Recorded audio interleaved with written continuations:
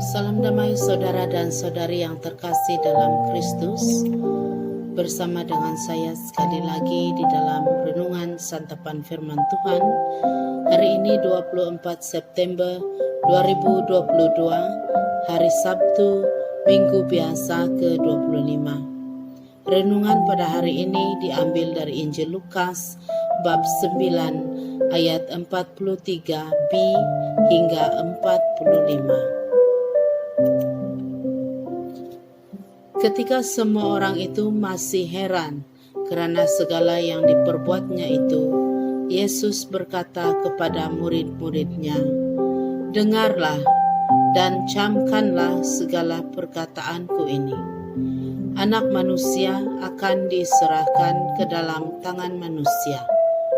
Mereka tidak mengerti perkataan itu, sebab artinya tersembunyi bagi mereka, sehingga mereka tidak dapat memahaminya, dan mereka tidak berani menanyakan arti perkataan itu kepadanya. Injil Tuhan. Terpujilah Kristus. Saudara dan saudari, pembacaan Injil hari ini sangat ringkas. Namun jelas Yesus mahukan perhatian penuh murid-muridnya. Dia berkata kepada mereka, "Perhatikan apa yang saya katakan kepada kamu. Anak manusia akan diserahkan kepada manusia." Dalam Injil, saudara dan saudari, para murid tidak memahami apa yang Yesus maksudkan apabila dia berkata bahwa dia akan diserahkan kepada manusia. Pengikut-pengikutnya sudah biasa dengan Yesus sebagai pekerja mukjizat dan penyembuh. Malah jika kita bersama murid-murid ketika itu, kita juga tidak akan memahami ucapan Yesus ini. Tetapi sekarang kita tahu apa yang Yesus maksudkan apabila dia berkata bahwa dia akan diserahkan kepada manusia. Ini bermakna bahwa semasa kita mengikut Yesus, akan ada detik-detik kehidupan yang lancar, kemuliaan, dan kemenangan.